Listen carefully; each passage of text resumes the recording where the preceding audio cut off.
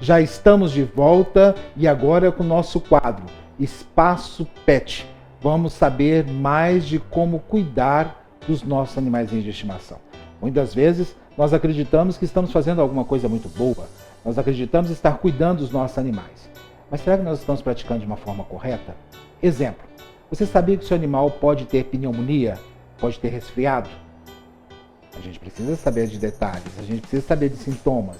Por quê? Porque buscar o atendimento o mais rápido possível, claro, com um médico veterinário. Se tiverem oportunidade de conversar com a doutora Luciana Fonseca, vão gostar demais, porque já estão acostumados a te ver aqui na TV. Tudo bem, doutora? Tudo. Seja bem-vinda ao programa mais uma vez. Obrigada. Pneumonia em cachorro e gato. Sim. Como que é isso? Entramos na época de frio, né? Sim. Lembrando que assim, em qualquer época do ano a gente pode ter um animal gripado ou com pneumonia. Mas especificamente em cães idosos, em filhotinhos, em cadelinhas gestantes ou alguns pacientes que têm algumas doenças imunossupressoras, né? Que abaixa a imunidade, a pneumonia ela tem que ser bem considerada. Porque pode levar a matar, né? Lembrando que o resfriado ele pode evoluir para uma pneumonia, tá? Então às vezes começa com aquela coriza no nariz, só uma rinite, tem bichinho que fica o tempo todo espirrando, né? E se não tratado ou se não retirada a causa, vamos supor, muita gente deixa dormir no ar-condicionado, né? Sim. O ar-condicionado já resseca o ambiente, pegamos climas que estão mais secos, meses que são mais secos, e aí essa sequidão, o pulmão acaba gerando um processo inflamatório, que é a bronquite. Se a bronquite, ou por conta de alérgenos, pólen, sujeira, poeira, igual a gente, né? Se não tratado, poderia evoluir e gerar uma infecção dentro do pulmão, que no caso é a pneumonia. E agora que nos preocupa muito a questão do ar-condicionado. Sim. Eu, particularmente, a minha casa tem ar-condicionado praticamente em todos os cômodos, né?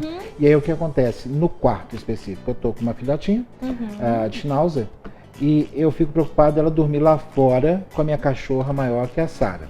Embora estão se dando muito bem. Sim. A Sara de vez em quando mastiga a filhotinha, mas tá tudo Se bem. entende. Tá em casa ali, né? Mas eu fico meio preocupado de deixar ela dormir lá fora por enquanto. Sim. Aí lá vai eu colocar ela no meu closet. Eu tenho o quarto, tenho o closet e tenho o toalete, o banheiro, né? Lá.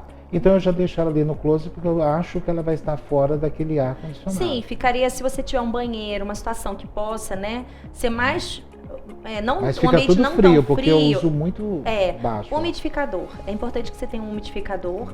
E uma coisa que eu gosto muito, às vezes eu indico, é aqueles igluzinhos. Casinha tipo iglu, de paninho mesmo, né? Porque aí o ambiente fica um pouco mais aquecido lá dentro, principalmente para filhotes. Isso funciona muito bem. Alguns pacientes eu peço até para colocar roupinha, para evitar, às vezes, com uma golinha mais alta, principalmente pacientes mais Mesmo velhinhos. ela tem esse pelo todo, que ela tem bastante pelo. Sim, aí o dono tem que tirar todo dia e escovar, né? Então durante a noite passa com roupinha, durante o dia tira, escova o pelinho, à noite coloca de novo. Mas é importante que tenha. E lembrando que assim, no caso a sua é uma Schnauzer, não que não vá ter, mas os Schnauzers têm menos predisposição a problemas respiratórios. Lembrando que raças braquicefálicas, como os Shih Tzus, os Bulldogs, eles têm maior predisposição, porque o focinho é muito chato, ele já tem uma dificuldade respiratória natural, né? Sim. Então, fisiológica, que se não tratada evolui para quadros piores. Bom, vamos diferenciar primeiro o que é gripe e o que é A gripe, pneumonia. ela pode ser por conta de vírus, né? Existe o vírus da parainfluenza, que é a canina, ou pode ser pela bordetela, que nós já falamos aqui, que causa tosse dos canis. Então ele afeta o trato respiratório superior. É narizinho, ou que é a sinusite, ou a rinite, garganta e traqueia. Então eles começam a tossir, aquele narizinho fica molhado, espirrando e pingando, né? E fica com aquela tosse. Eu posso imitar o barulho? Sim, deve. Porque eu acho muito esquisito. Eu não sei o que é espirro, o que é tosse de um animal. O espirro, meus pacientes riem comigo, meus donos dos cachorros. O espirro, ele é assim, ó. Esse é o espirro. A tosse, ela é... Nesse final, às vezes, parece pode até que ter tá engasgando. regurgitação. Sim, a maioria chega pra gente dizendo que tá engasgado com o osso, tá? Tá. Lembrando que é igual criança. Às vezes tem aquela tosse seca e tem uma tosse mais produtiva que já tem o catarro. Mas a tosse seca não necessariamente quer dizer que não tenha muco. Às vezes a gente não ausculta, mas pode ter já secreção dentro do pulmão. Aí cabe ao veterinário, por isso que tem que levar no veterinário para ele decidir se vai precisar entrar com antibiótico terapia, com antibiótico ou não, tá? Então, o espirro, ele é uma forma mais branda. Normalmente ele tem um curso de doença de até 10 dias, né? Às vezes pode se curar sozinho. Em épocas de baixa umidade, a gente pede para lavar o narizinho, às vezes com aqueles soros fisiológicos, né? Que vem de farmácia normal. Isso seria a gripe. No caso da traqueite, que é a tosse dos canins, ela pode evoluir. A bactéria ela pode ir para o pulmão e evoluir para um quadro de pneumonia. Nossa. Tá? Então é bem... E é normal, a traqueite ela é até fisiológica em algumas raças, tá? Por exemplo, os shih tzus, os lulus da Pomerânia, a traqueinha dele a gente já falou aqui, que ela é mais frouxinha, ela é mais bamba. E aí quando junta com o tempo mais seco, a traqueia inflama com mais facilidade. Certo. E aí faz essa tosse. Tá, os sintomas de um e para outro são muito parecidos. Como é que a pessoa vai saber da evolução? Normalmente na pneumonia eles param de comer, tossem com mais frequência, podendo gerar vômitos, né? Na verdade, tosse tanto que sai o conteúdo do estômago, que é a regurgitação. Pode, inclusive, sair com conteúdo de sangue, tá? Ou catarro. Tem alguns que, às vezes, saem catarro dentro do nariz, secreção nos olhos, né? Remela muito Aí já está em estado muito avançado. Sim, aí já é uma pneumonia, sim. Por isso que eu sempre oriento. Cliente meu, quando me liga para falar que algum paciente está com tosse, ou manda um vídeo dizendo que ele está com tosse, sempre tem que levar para auscultar o pulmão. Porque às vezes até pra gente engana, às vezes a gente ausculta, aparentemente está limpinho, quando radiografa, o pulmão tem secreção. E a pneumonia é a presença de líquido no pulmão? A pneumonia sim, a presença de secreção dentro do pulmão, que normalmente é uma secreção mais purulenta. Tá? Porque às vezes o líquido pode ser líquido de edema, por isso que cachorro velhinho também é interessante sempre levar no veterinário.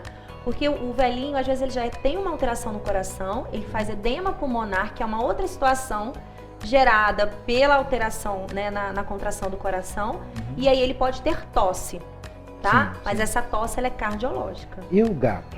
É o mesmo procedimento? Mesmo procedimento. No gato existe o vírus da rinotraqueite felina. Qual que é a diferença?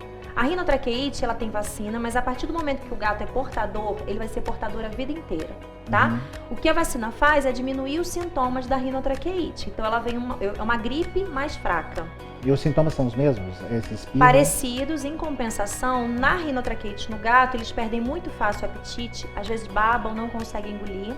E ela é muito importante porque ela destrói todo o seio nasal do gato. Nossa.